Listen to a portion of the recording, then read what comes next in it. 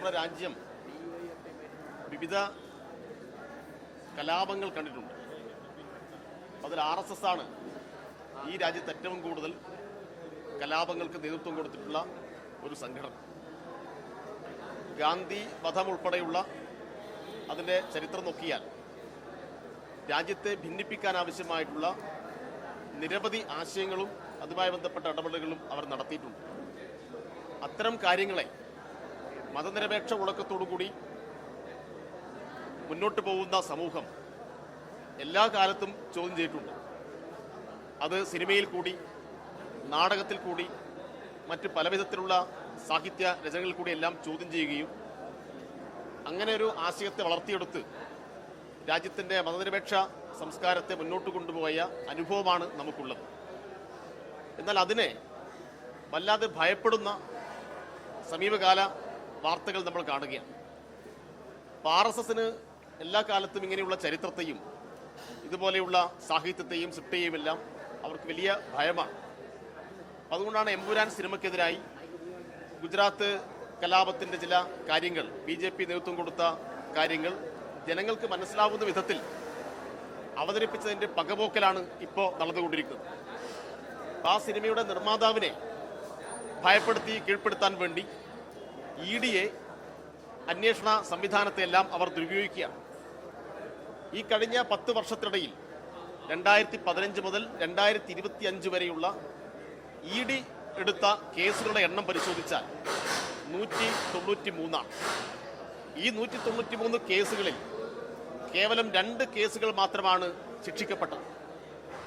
ബാക്കിയെല്ലാം രാഷ്ട്രീയ എതിരാളികളെ നിശബ്ദരാക്കാൻ BJPക്ക് എതിരായി നിൽക്കുന്ന BJP വിരുദ്ധ രാഷ്ട്രീയത്തെ ഫലപ്രദമായി മുന്നോട്ട് കൊണ്ടുപോകുന്ന ആളുകളെ ഇല്ലാതാക്കാൻ ആവശ്യമായിട്ടുള്ള കേസുകളാണ്. അതിൻ്റെ ഭാഗമായിട്ടാണ്, അതിൻ്റെ തുടർച്ചയിലാണ് ഇപ്പോൾ എമ്പുരാൻ സിനിമയുടെ നിർമ്മാതാവിനെതിരെ അദ്ദേഹത്തിൻ്റെ മറ്റ് ചില കാര്യങ്ങളെ മുൻനിർത്തിക്കൊണ്ട് അന്വേഷണം പ്രഖ്യാപിക്കുകയും അതുമായി ബന്ധപ്പെട്ട കാര്യങ്ങൾ ഇവിടെ മുന്നോട്ട് കൊണ്ടുപോകും. ഒരു കാരണവശാലും ഇത് അംഗീകരിക്കാൻ കഴിയാത്ത ഒരു കാര്യമാണ്. അതിൻ്റെ തുടർച്ചയിൽ തന്നെയാണ് കേരളത്തിൻ്റെ ബഹുമാനപ്പെട്ട മുഖ്യമന്ത്രി സഖാവ് പിണറായിയെ വേട്ടയാടാനുള്ള വലിയ പരിശ്രമം ഇവിടെ നടന്നുകൊണ്ടിരിക്കുന്നത്. കുറേ കാലമായി അവർ നടത്തിക്കൊണ്ടിരിക്കുന്ന നീക്കമാണ്. ഇതിന് കേരളത്തിൻ്റെ പ്രതിപക്ഷവും കൂട്ടുനിൽക്കുന്ന അങ്ങേയറ്റം വൃത്തികെട്ട രാഷ്ട്രീയമാണ് നമുക്കിവിടെ കാണാൻ വേണ്ടി കഴിയും. യഥാർത്ഥം ഇപ്പോൾ VD സതീശൻ ഉന്നയിക്കുന്ന ആരോപണം LDF ഗവൺമെന്റും BJPയും ഒത്തുകളിക്കുന്നു എന്നതാണ്. യഥാർത്ഥത്തിൽ ആരാണ് ഇവിടെ ഒത്തുകളിക്കുന്നത്? VD സതീശന്റെ പേരിൽ ഡയറക്റ്റായി കേസ് രജിസ്റ്റർ ചെയ്യാൻ ആവശ്യമായ എല്ലാ തെളിവുകളും ഇവിടെയുണ്ട്. പുനർജനി കേസിൽ വിദേശത്ത് പോയി പണം പിരിച്ചതിന്റെ തെളിവുകൾ ഇവിടെ പുറത്തു വന്നിട്ടുണ്ട്. പക്ഷേ VD സതീശനെ അറസ്റ്റ് ചെയ്യുന്നില്ല. VD സതീശന്റെ പേരിൽ കേസില്ല. ആ അന്വേഷണം ഫലപ്രദമായി മുന്നോട്ട് കൊണ്ടുപോകുന്നില്ല. ഇപ്പൊ യഥാർത്ഥത്തിൽ ഇവിടെ ഒത്തുകളിക്കുന്നത് VD സതീശനും BJPയുമാണ്. കേരളത്തിലെ ഇടതുപക്ഷ ഗവൺമെന്റിനെ താണിയിറക്കാൻ വേണ്ടി ചില കേസുകളെ മുൻനിർത്തിയിട്ട് ഭീഷണിപ്പെടുത്താനുള്ള ശ്രമമാണ് നടന്നുകൊണ്ടിരിക്കുന്നത്.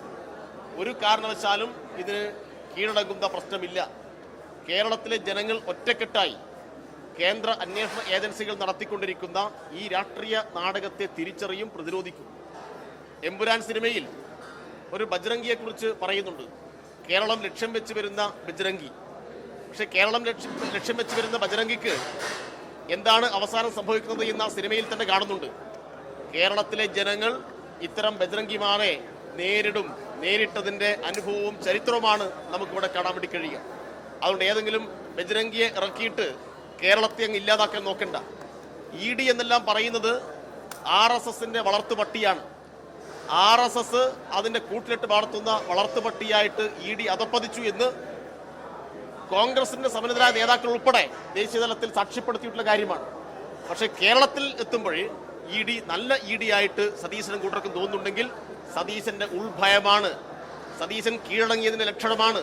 സതീശൻ RSSന് സമ്പൂർണ്ണമായി കീഴ്പ്പെട്ടു എന്നതിന്റെ ഏറ്റവും പ്രകടമായ ഉദാഹരണമാണ് EDക്ക് വേണ്ടിയിട്ട് വക്കാലത്തെടുത്ത് സതീശൻ നടത്തിക്കൊണ്ടിരിക്കുന്ന ഈ വാചക കസർത്തുകൾ.